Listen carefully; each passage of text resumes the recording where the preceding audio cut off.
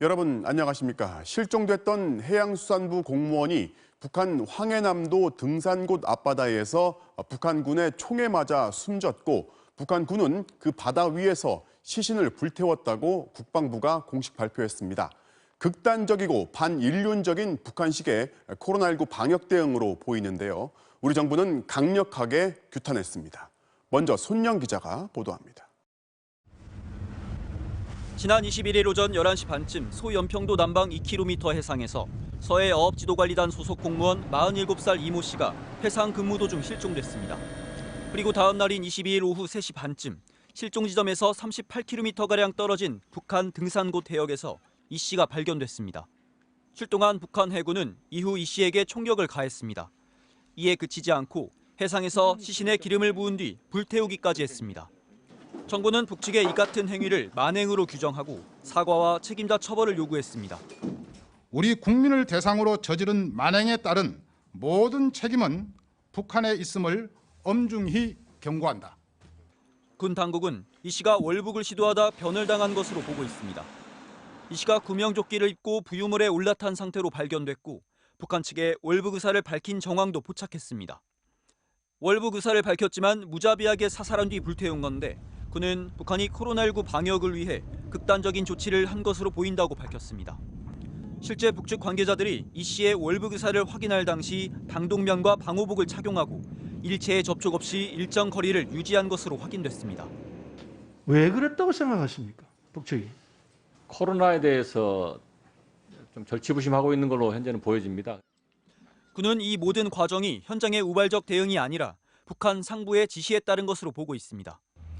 정부는 무장하지 않은 우리 국민을 총격으로 살해하고 훼손한 것은 어떤 이유로도 정당화될 수 없다며 우리 국민의 생명과 안전을 위협하는 북한의 행위에 단호히 대응하겠다고 밝혔습니다. MBC 뉴스 손영입니다. 이 씨가 실종됐다는 걸 인지한 게 월요일 오전이었고 만 하루가 지나서 38km 떨어진 북한 바다에서 발견됐습니다. 그리고 그날 밤 북한군 손에 숨졌습니다. 이 이틀의 시간 동안 대체 무슨 일이 있던 건지 김준석 기자가 시간대별로 정리해드립니다. 소연평도 인근에서 어업지도선에 타고 있던 공무원 이 씨는 지난 21일 오전 사라졌습니다. 11시 30분쯤 이 씨가 벗어둔 신발을 발견한 동료들은 12시 50분 해경에 신고했고 이때 군은 실종 상황을 처음 인지했습니다.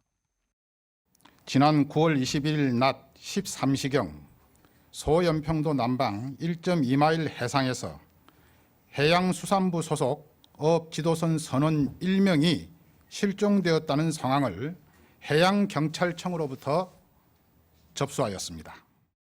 해경과 해군, 해수부 선박이 총동원돼 수색이 벌어졌지만 찾지 못했습니다.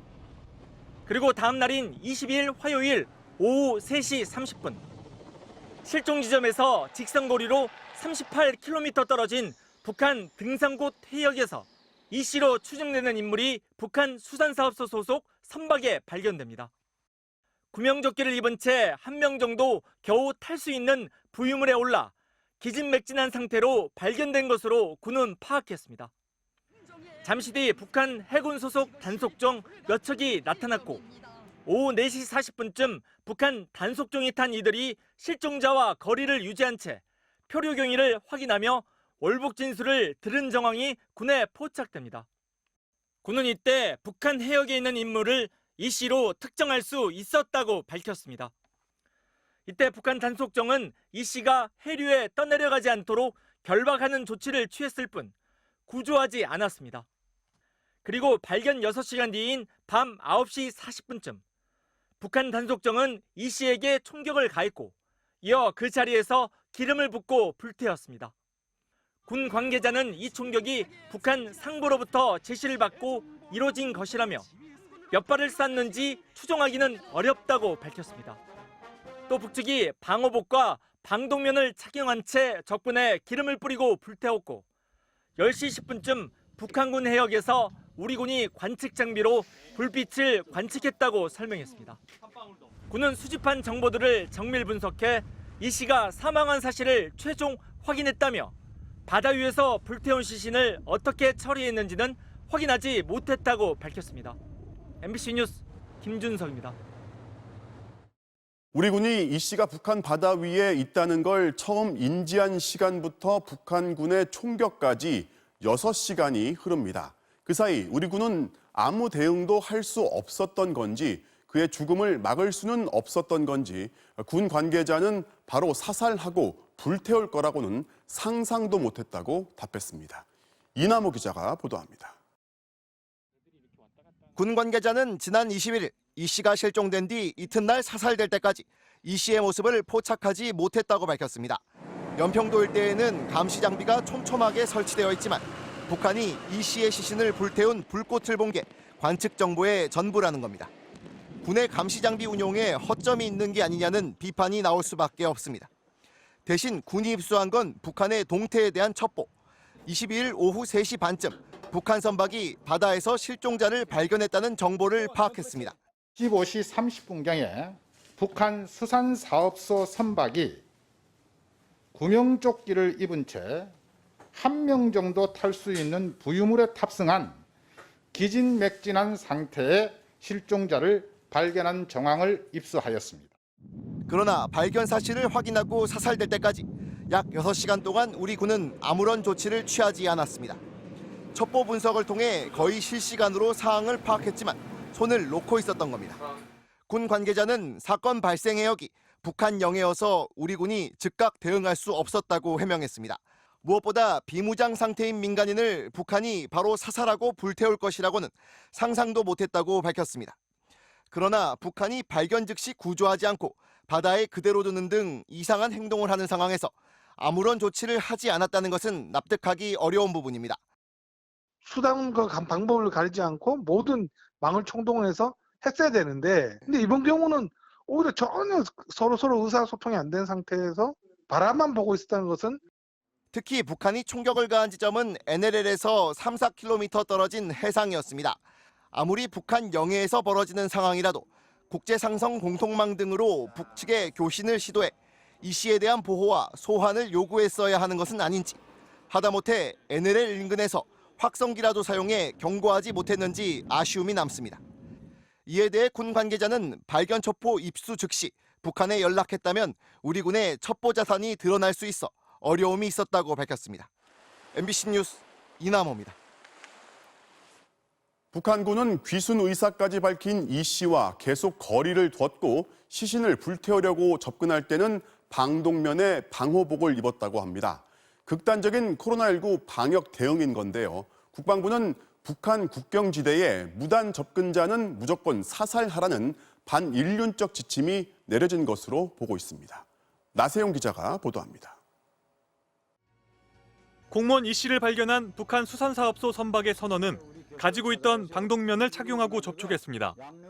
이 씨를 사살한 뒤에도 북한 군인들은 방독면과 방호복을 입고 시신을 태웠습니다. 코로나 감염을 우려한 것으로 보이는데 이 무단 접근하는 사람에 대해 사격하라는 방역 지침이 있는 것으로 보인다고 군은 발표했습니다. MBC 취재 결과 2달 전 북한 사회안전성은 북중 접경에 1에서 2km의 경계선을 설정하고 접근하는 모든 인원과 짐승에 대해 무조건 사격하라는 지침을 내렸습니다. 이에 따라 8월 중순 중국 밀수군이 북한 군인의 총격을 받는 일이 벌어졌고 북중 접경 지역에서 지침을 위반한 북한 주민이 8월 말 1명, 9월 말에도 1명 사살됐습니다. Strike forces, they've got shoot to kill orders in place, preventing COVID from getting into North Korea. 이 비상식적인 지침이 육상뿐만 아니라 해상에도 하달돼 시행되고 있는 것으로 보입니다. 이런 조치에는 지난 7월 개성 출신 탈북민이 월북한 일이 결정적인 영향을 끼친 것으로 분석됩니다. 당시 김정은 위원장은 직접 당 정치국 비상 확대 회의를 소집해서 월북을 포착하지 못한 전방 군부대 간부들을 처벌했습니다. 허술한 전선 경계 근무 실태를 엄중히 지적하고 엄중한 처벌을 적용하며 해당한 대책을 강구할 때 대하여 토의했습니다. 과거 남북 관계가 경색 국면이던 때에도 북한은 월북한 한국인과 북한 수역에서 납포된 어선을 인도적인 차원에서 송환한 적이 있습니다. 그러나 올해엔 방역을 최우선 과제로 삼으면서 바다로 밀려오거나 공중에서 날아오는 물체도 소각 처리할 정도로 과민 반응을 보이고 있습니다. 뚫리면 죽는다라고 하는 생각을 가지고 있는 거죠. 자기네들 이제 제어할 수가 없으니까 우리 상식을 뛰어넘는 극단적 행동을 지금 해버린 거죠. 문재인 대통령이 22일 새벽 유엔 총회 연설에서 방역 협력을 제안했지만 바로 직전 북한은 방역을 이유로 민간인의 목숨을 잔인하게 빼앗으면서 남북 관계는 또다시 경랑에 휩싸이게 됐습니다. MBC 뉴스 나세웅입니다. 애초에 실종 신고로 시작됐지만 이 씨가 실종 지점에서 멀리 떨어진 북한 바다에서 혼자의 몸으로 발견되자 대체 월북을 위해 얼마나 준비를 해온 것인지 해경이 수사에 착수했습니다. 임상재 기자가 보도합니다. 인천 소연평도 인근 해상에 머물고 있는 해양수산부 소속 499톤급 어업지도선 무궁화 10호. 해양경찰은 오늘 오전 이 배의 승선에 현장 조사를 벌였습니다. 해경에 실종 신고가 접수된 건 지난 21일 오후 12시 51분쯤. 30분쯤 뒤 기지국을 통해 확인한 결과 이 씨의 휴대전화는 이미 꺼져 있었습니다. 선박 안에 있는 CCTV 2대는 지난 18일부터 이미 고장나 있어 마지막 동선은 정확히 파악되지 않았습니다. 유서도 없었습니다. 실종자의 침실 등 선내 확인 결과 휴대폰은 발견되지 않았고 개인 수첩, 지갑 및 기타 소지품을 확인하였으나 유서 등 특이점은 발견되지 않았습니다. 해경은 이 씨의 신발이 선상에 남겨져 있었고 평소 채무 등으로 고통을 호소했었다고 밝혔습니다. 국방부 관련 첩보 등을 종합하여 볼 때 자진 월북 가능성을 배제할 수 없어 관계자 등 상대로 상세하게 조사를 진행해 나갈 계획입니다. 이 씨는 특히 지난 3년간 연평도를 포함한 서해 해역에서 기관사로 일하며 조류를 잘 알았는데 당시 조류는 소연평도에서 북쪽으로 유동적으로 흐르는 상황이었다는 설명입니다. 월북과 관련해 이 씨의 별다른 징후는 없었던 것으로 파악됐습니다. 관련 인터넷 검색도 하지 않았고 다른 승선원들에게 어떤 얘기도 꺼내지 않은 것으로 조사됐습니다. 함께 근무한 동료들은 해경 조사에서 이 씨가 청소도 솔선해서 먼저 하고 부지런했다고 전했습니다. 실종 직전까지 평상시와 크게 다름없는 모습이었던 걸로 보입니다. 해경은 이 씨의 휴대전화 통화 내역, 금융보험 계좌 등에 대해 수사를 확대하고 있습니다. 또 아직 소연평도 해상에 있는 어업지도선을 조만간 출항지였던 목포나 인천으로 입항시켜 육지에서 추가 조사를 벌일 계획입니다. MBC 뉴스 임상재입니다.